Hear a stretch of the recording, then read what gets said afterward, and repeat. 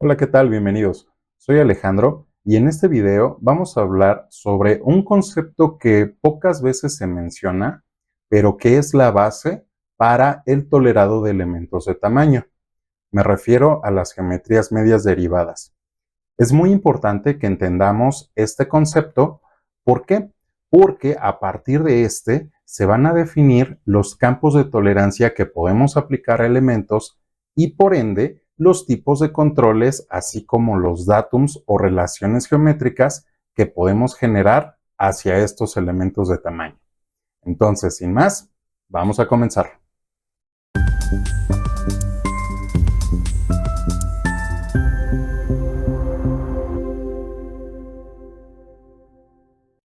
Para empezar, vamos a revisar cuáles son los tipos de elementos con los que podemos trabajar en GD&T o en el tolerado geométrico y dimensional.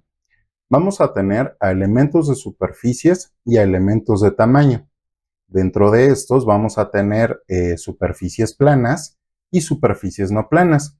Y dentro de los elementos de tamaño vamos a tener a los elementos regulares y a los elementos de tamaño regulares. En su conjunto, a estos elementos de tamaño los vamos a conocer como Feature of Size o simplemente FOS por sus siglas en inglés. Además, es posible que tengamos elementos cilíndricos o cónicos, que dependiendo la entidad del componente que seleccionemos, se pueden comportar como elementos de superficie o elementos de tamaño, en caso de que seleccionemos alguna característica relacionada con la dimensión. Ahora bien, hablando particularmente de los elementos de superficie, cuando nosotros definimos una tolerancia sobre una superficie, pues es relativamente fácil identificar cuál es el campo de tolerancia de esta superficie, sin importar si es plana o es irregular o no plana. En este caso, el campo de tolerancia, perdón, se tratará de dos entidades geométricas, por ejemplo, en este caso, dos superficies, ¿sí? Que están separadas por justamente la tolerancia que estamos especificando. Pero, ¿qué sucede con los elementos de tamaño?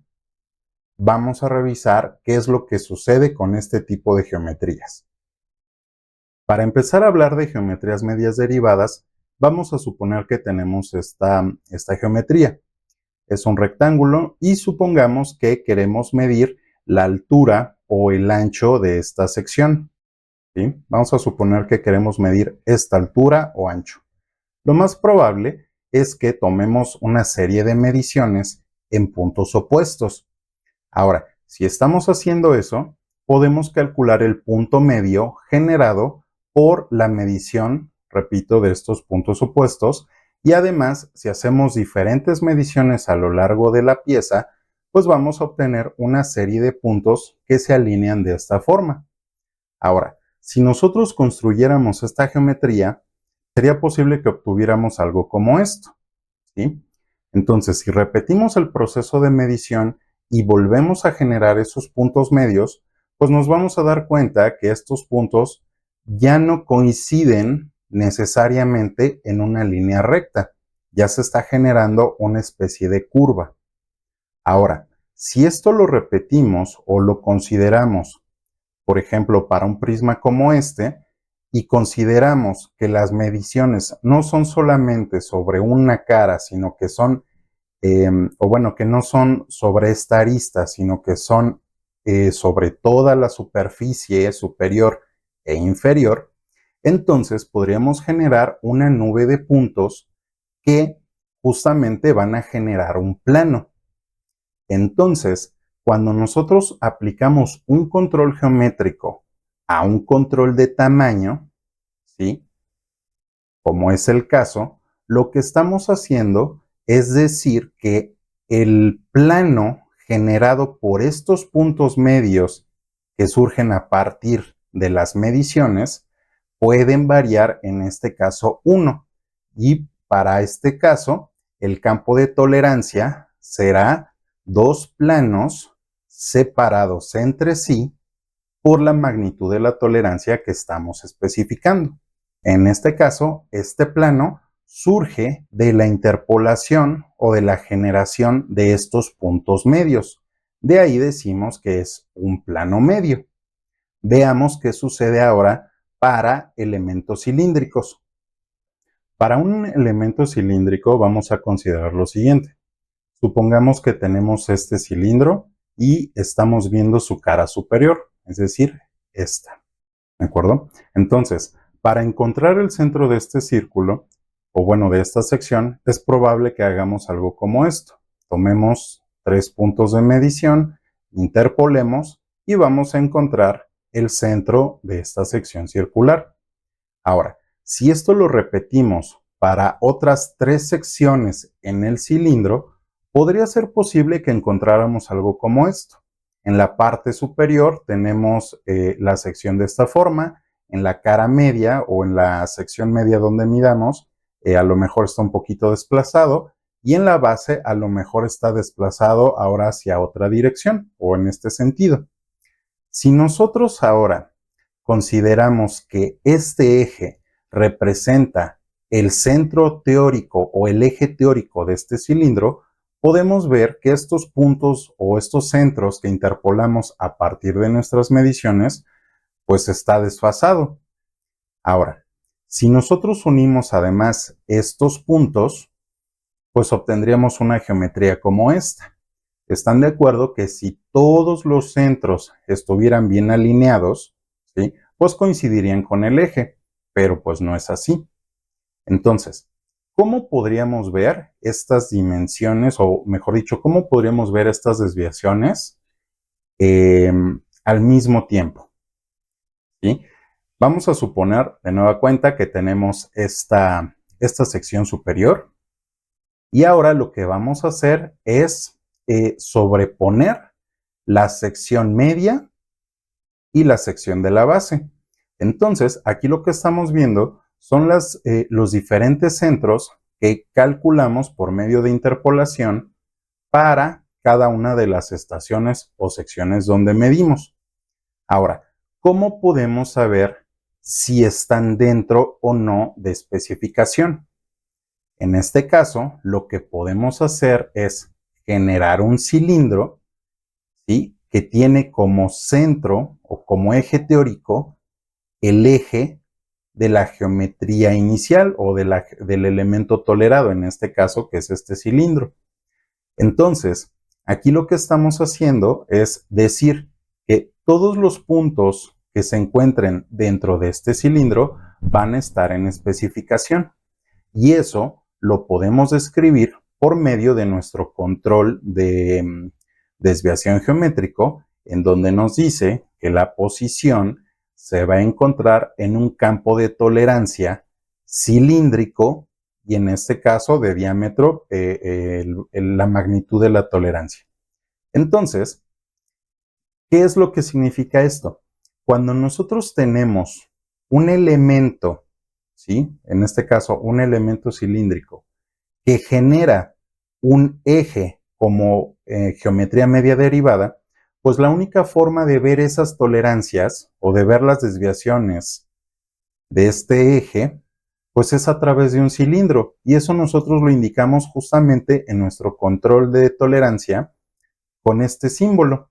Y lo que estamos diciendo es simplemente que esta desviación de posición se mide dentro de un cilindro, por eso este indicativo o este símbolo, que tiene un diámetro de 1. Vamos a aprender un poco más sobre las geometrías medias derivadas.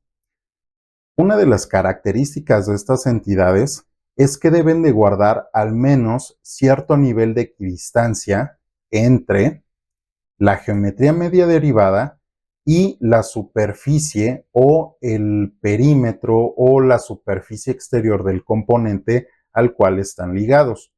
Por ejemplo, si tuviéramos una barra de sección circular, la geometría media derivada de una sección sería el centro de esta circunferencia.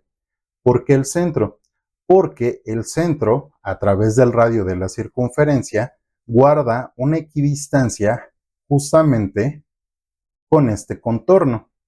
Ahora, si nosotros generamos diferentes secciones a lo largo de esta barra, pues vamos a generar una serie de puntos y esos puntos, cuando los unimos, se convierten en un eje. Por otro lado, en una sección rectangular o cuadrada, por ejemplo, de este elemento, ¿sí?, el centro geométrico no podría ser la geometría media derivada. ¿Por qué? Porque no guarda equidistancia hacia todos los puntos de la superficie. Sin embargo, si generamos diferentes puntos a lo largo de su sección transversal, como sería este caso, sí podemos guardar una relación de equidistancia, en este caso vertical.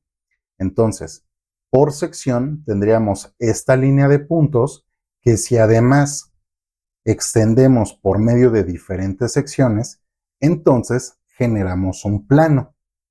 Entonces, esto es muy importante. Las geometrías medias derivadas deben de considerar esta relación de equidistancia. A partir de esto, entonces, podemos deducir que vamos a tener tres tipos de geometrías medias derivadas.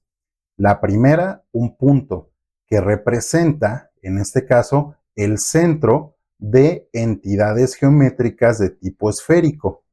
Vamos a tener ejes medios derivados, que son justamente los ejes formados en secciones circulares o cónicas, y los planos medios derivados, que vamos a relacionar justamente con entidades de superficie que normalmente son paralelas entre sí.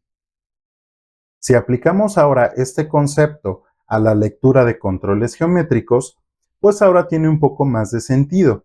Por ejemplo, cuando estamos tolerando la posición de una ranura, pues es de esperar que no llevemos este control de este símbolo, de diámetro en nuestro control. ¿Por qué? Porque lo que estamos tolerando es la posición del plano medio de esta ranura. Y el campo de tolerancia de un plano medio, o en este caso de un plano, pues son dos planos. Sin embargo, si lo que estamos tolerando es un elemento cilíndrico, como en este caso un barreno cilíndrico, es necesario que incluyamos ese símbolo para aclarar que es el eje formado por el eje de este cilindro justamente puede variar dentro de una región cilíndrica.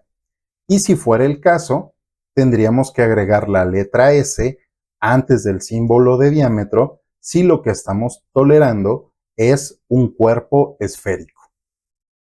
En lo general, esto siempre se aplica.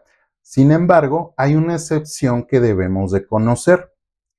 Dentro del estándar ASME 14.5 2009 y 2018, establece una técnica de tolerado basado en coordenadas rectangulares. En la norma del 2009 lo pueden encontrar dentro del capítulo 7 en este apartado, y en la del 2018 lo encuentran en el capítulo 10 en este apartado. En este caso, se considera una excepción a la regla. ¿Por qué? Porque si bien estamos tolerando la geometría media derivada de un cuerpo cilíndrico, en este caso de un barreno, ¿sí?, nosotros podemos tolerar en este caso, ¿sí?, bajo este método, podemos especificar una tolerancia de posición, en este caso en la horizontal y en este caso en la vertical. En esa situación, el campo de tolerancia ya no es cilíndrico, sino que es rectangular, y va a ser un rectángulo de 0.4 de ancho por 0.2 de largo. Por lo tanto, como el campo de tolerancia no es cilíndrico, sino que es rectangular, se omite el símbolo de diámetro. Recuerden, si quieren aprender más sobre cómo aplicar GD&T, sobre cómo diseñar tolerancias, vamos a dejar en la descripción de este video la liga a nuestros cursos de capacitación sobre tolerado geométrico y dimensional. Ahora, con esto en mente, ya podemos responder a la pregunta que hicimos en semana 18 en LinkedIn, que es: ¿cuándo podemos incluir o cuándo incluir el símbolo de diámetro en nuestro cuadro de control? La respuesta rápida sería: cuando buscamos tolerar un elemento de tamaño que se va a describir por medio de un eje medio derivado y en donde no estamos aplicando el método de coordenadas rectangulares para la tolerancia de posición. Con esto vamos a terminar este video, pero no me quiero ir sin darle las gracias al ingeniero Rafael Rivera y al ingeniero John Herrera por sus aportaciones y tips que hicieron en la publicación de la pregunta de semana 18. En este video lo que estuvimos haciendo fue abordar de manera sencilla el concepto teórico sobre el cual se basan sus recomendaciones. Espero que ahora tenga mucho más sentido para ustedes. Es todo de mi parte, les agradezco mucho. Recuerden, si les gustó el video, denle like, compártanlo a quien consideren le pueda ser de ayuda. Escríbanos en la caja de comentarios sus ideas, dudas u opiniones acerca de este tema. Nos va a dar mucho gusto leerlas y responderlas. Y pues sería todo de mi parte. Nos vemos en un próximo video. Hasta pronto.